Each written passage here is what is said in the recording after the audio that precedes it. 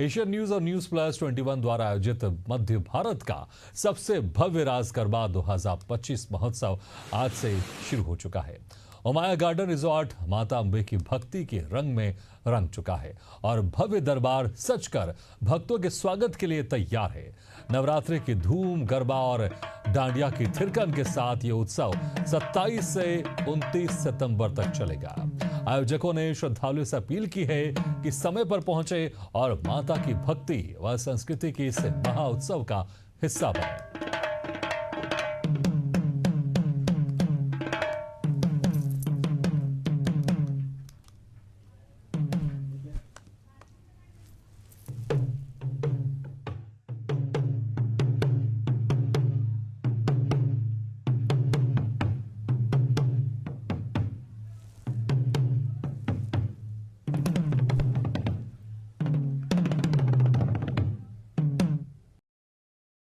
मध्य प्रदेश के भोपाल में नवरात्रि और सेवा पखवाड़ा के तहत आयोजित दोपहिया वाहन रैली में मुख्यमंत्री डॉक्टर मोहन यादव शामिल हुए और निःशुल्क हेलमेट वितरण कर युवाओं को सड़क सुरक्षा के प्रति जागरूक किया। इस दौरान उन्होंने कहा कि नवरात्रि का पर्व शक्ति का सृजन करने का अवसर है, लेकिन शक्ति का सदुपयोग करते हुए राइडिंग के दौरान सुरक्षा का ध्यान रखना भी अत्यंत जरूरी है।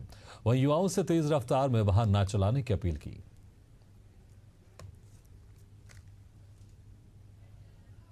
सड़क सुरक्षा सप्ताह में आज भोपाल में वाहन रैली निकाली गई जो सड़क सुरक्षा की जागरूकता के लिए पूरे भोपाल को जागरूक करेगी। पूरे प्रदेश में सड़क सुरक्षा सप्ताह मनाया जा रहा है। 2100 हेलमेट का वितरण भी आज हुआ है। मैं इस अवसर पर माननीय मंत्री कृष्णा गौड़ जी, माननीय विधायक रामेश्वर जी, माननीय विधायक भगवान दास जी, सभापति किशन सूर्यवंशी जी या रविंद्र यति जी, हमारे राहुल कोठारी जी, सबके साथ हमने आज के इस कार्यक्रम में शामिल होकर के सड़क दुर्घटनाओं को रोकने में हेलमेट बड़ी मदद करता है। और हम सब जानते हैं कि परिवार के अंदर कोई भी दुर्घटना अगर घटती है तो पूरा परिवार उसकी कीमत चुकाता है। ऐसे में जागरूकता रखे, जिम्मेदार नागरिक बने, हेलमेट जरूर पहने।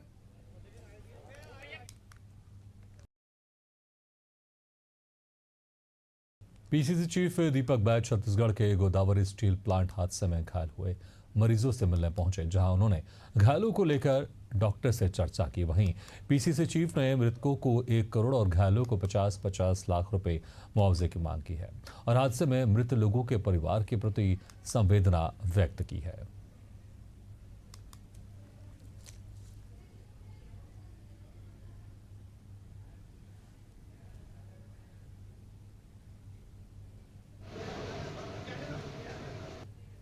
सामान्य स्थिति है, हल्का सा उनको बर्न हुआ है और एक जन को हल्का फ्रैक्चर भी है। 1-2 दिन में छुट्टी हो जाएगी उन लोग की, सब सकुशल घर जाएगी। नहीं, कोई भी गंभीर रूप से घायल नहीं है। 5 मरीज जो हैं सुरक्षित। वो बहुत हल्का सा वो इन लोगों को बचाते हुए झुलस गया था।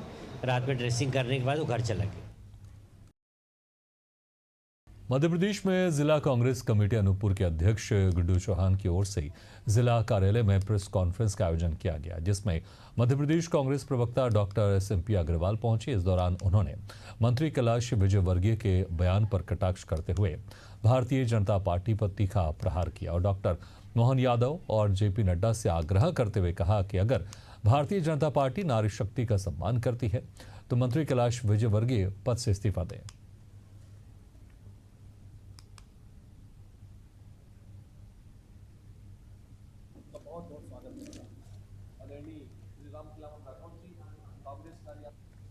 हम महिलाओं के हक के लिए अपने जो हम लड़ रहे हैं वो तो हम आगे जारी रखेंगे ही। अब अपनी आवाज बुलंद करते रहेंगे। प्रदर्शन तो हम जिला स्तर पर हर जगह पे कर रहे हैं, प्रदेश स्तर पर भी कर रहे हैं और आगे की रणनीति क्या निर्णय भारतीय जनता पार्टी लेती है उसके ऊपर हमारा वरिष्ठ नेतृत्व तय करेगा।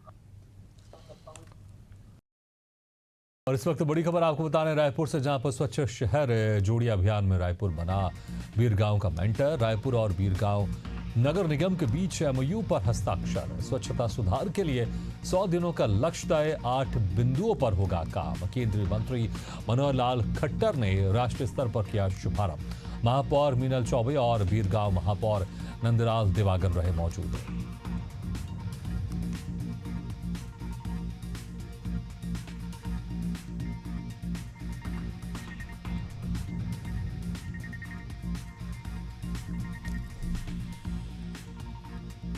तो ये बड़ी खबर आपको बता रहे हैं। रायपुर से जहां पर स्वच्छ शहर जोड़ी अभियान में रायपुर बना बीरगांव का mentor.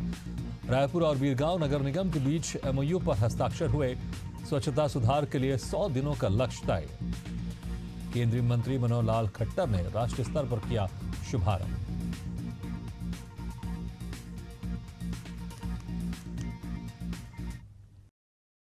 Bhopal police Asia cup final में भारत और पाकिस्तान के मुकाबले को लेकर हाई अलर्ट पर है। त्योहारों के बीच होने वाले इस मैच और नवरात्रि पर्व को देखते हुए 1500 से अधिक जवान शहर की सुरक्षा संभालेंगे।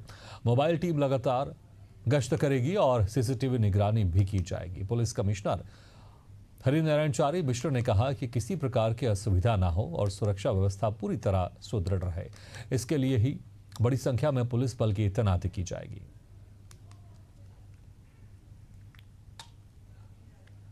हम जानते हैं कि शहर में नवरात्र का त्यौहार बड़े ही उत्साह उल्लास उमंग से मनाया जा रहा है।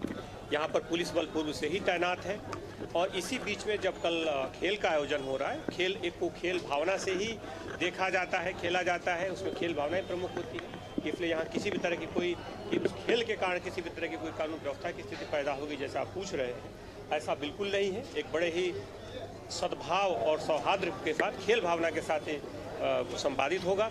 लेकिन खासतौर पे चूंकि पर्व का त्यौहार चल रहा है, खासतौर पे बड़ी संख्या में महिलाएं बच्चे शहर के बाहर रहते हैं, इसलिए व्यवस्था के मद्देनजर कि आम व्यक्ति को किसी भी तरह की कोई असुविधा न हो, उस बात को ध्यान में रखते हुए इसमें जो उल्लास उमंग उत्साह जो पर्व के दौरान रहता है वो कहीं बाधित न हो, इस बात को ध्यान में रखते हुए लगभग 1000 से ज़्यादा जवान अलग से व्यवस्था के लिए तैनात किए। महासमुंद जिले से सितली नाला स्थित देशी शराब दुकान से शराब से भरे बोरे स्कूटी में ले जाते युवकों का वीडियो वायरल हो गया है। वीडियो में पूर्व सेल्समैन कुशाल राय समेत 4 युवक साफ नजर आ रहे हैं। जांच में युवक उसी दुकान में बैठा मिला। युवक ने पत्रकारों से गाली गलौज भी की। सूचना पर पहुंचे सहायक आबकारी अधिकारी ने गोलमोल जवाब देकर युवक को बचाने की कोशिश की। दुकान के बाहर बिना नंबर की बाइक, प्लास्टिक बोरे, सुरक्षा गार्ड की गैर मौजूदगी और आधा खुला दरवाजा, सभी ने आबकारी विभाग की कार्यशैली पर सवाल खड़े किए हैं। हालांकि विभाग जांच का दावा कर रहा है, लेकिन अब देखने वाली बात होगी कि कार्रवाई होती है या फिर मामला ठंडे बस्ते में चला जाएगा। पहुंचा तो आप लोग खड़े हुए थे यहाँ पे और आपके द्वारा जो वीडियो दिखाया गया उसमें ये 3-4 लड़के जो खड़े थे और यहाँ पे बाइक जो खड़ी अंदर दिख रही है और जैसा बता रहे हैं कि इसमें कुछ संदिग्ध कार्य किया जाता है, पर ये दुकान के लड़के बोल रहे हैं कि गाड़ी हमारी है, 2 गाड़ी, तो अब आरसी बुक मंगा रहे हैं। सुपरवाइज़र यहाँ दुकान से बाहर है, अगर कुछ भी ऐसा अनियमितताएँ दिखती है तो फिर प्रभारी अधिकारी शिवशंकर नेताम के द्वारा आवेदन देकर थाने में एफआईआर करवाया जाएगा। दुकान से बिल्कुल नियमानुसार ही मात्रा में दिया जा रहा है। और जो वीडियो दिख रहा है वो क्या है? वीडियो में जो भी लोग दिख रहे हैं उनका पतासाजी करके कार्रवाई किया जाएगा।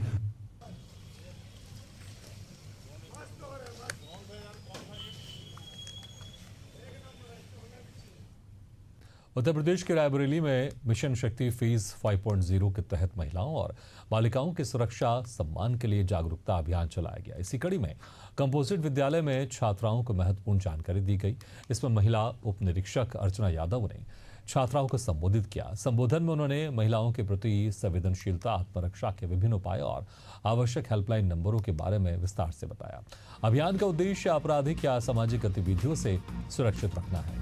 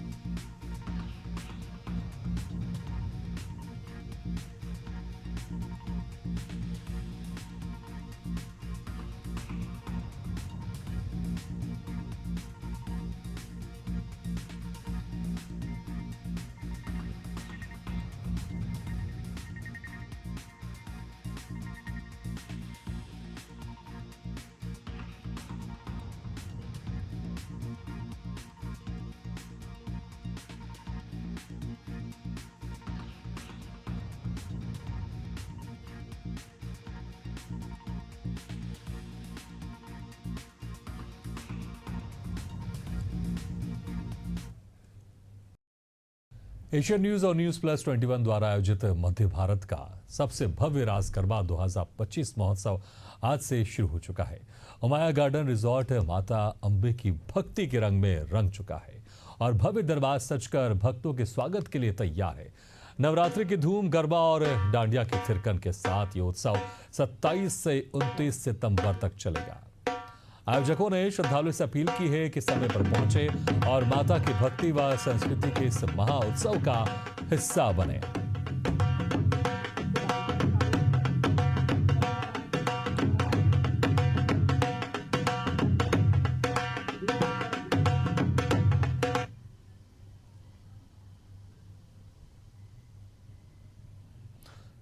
तो इस गरबा उत्सव में आप सब जरूर पहुंचे, लेकिन आपको ये भी बता दें कि जो पासेस मिल रहे हैं वो फ्री ज़रूर हैं और एंट्री पास के साथ ही होगी, इसलिए पास अपना लाना मत भूलिएगा।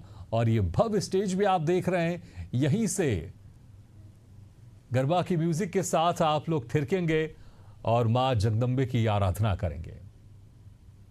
तो 27 से 29 सितंबर तक ये रास गरबा 2025 का आयोजन किया गया। आज से इसकी शुरुआत हो गई है। एशियन न्यूज और न्यूज प्लस 21 रास गरबा 2025 का आयोजन कर रहा है। पारंपरिक परिधानों में आप लोग आइए और इस रास गरबा का आनंद लीजिए। मध्य भारत का सबसे भव्य रास गरबा 2025 आयोजित किया जा रहा है और जिसका आज से आगाज हो चुका है। भक्ति और उत्सव का यह संगम आपको झूमने पर मजबूर कर देगा।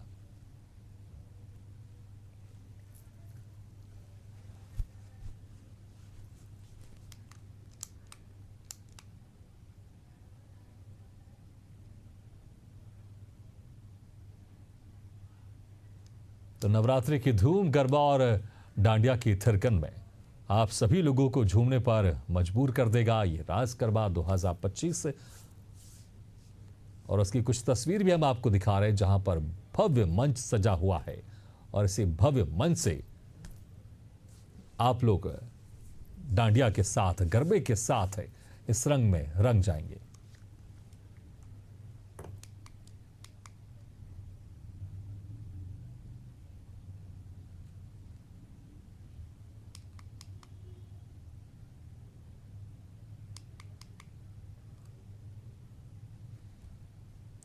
उत्तर प्रदेश के फर्रुखाबाद पुलिस को बड़ी सफलता मिली है। बता दें कि वाहनों की चेकिंग के दौरान मोटरसाइकिल पर सवार एक व्यक्ति पुलिस को देख उस पर फायरिंग कर दी उसने। इस दौरान पुलिस ने अपने बचाव के लिए फायर किया और व्यक्ति के बाएं पैर में गोली लगी। इसके बाद घायल को तत्काल उपचार के लिए अस्पताल भेजा गया। बदमाश के पास से तमंचा, जिंदा कारतूस समेत बाइक बरामद की गई है।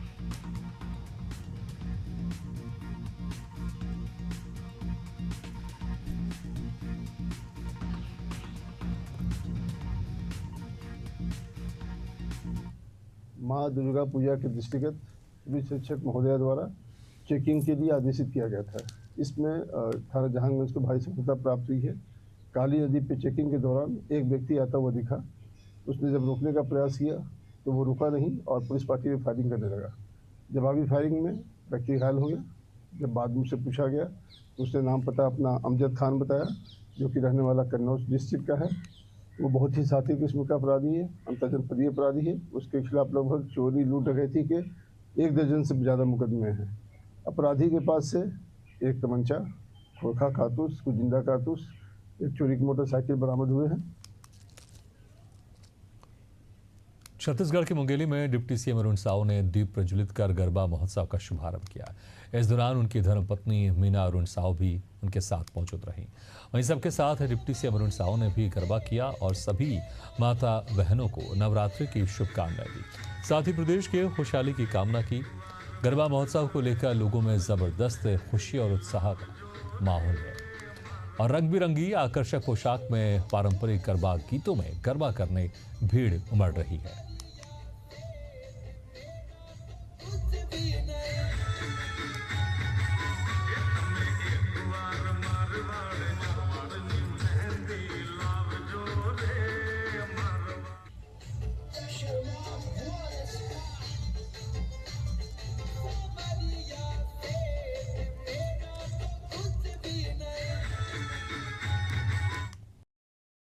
प्रधानमंत्री नरेंद्र मोदी ने वीडियो कॉन्फ्रेंसिंग के जरिए आईआईटी भिलाई के स्थायी परिसर के चरण बी निर्माण कार्य की आधारशिला रखी। चरण बी के तहत छात्रावास, खेल परिसर, open air theatre, hockey, football मैदान, स्वास्थ्य केंद्र और शॉपिंग कॉम्प्लेक्स जैसी सुविधाएं बनाई जाएंगी। इस निर्माण पर 1092 करोड़ रुपए खर्च होंगे, जिससे परिसर का क्षेत्रफल 1,51,000 वर्ग मीटर तक बढ़ेगा। आईआईटी भिलाई के डायरेक्टर प्रोफेसर राजीव प्रकाश ने बताया कि फेज बी के बाद छात्रों की संख्या 1500 से बढ़कर 3000 तक पहुंच जाएगी।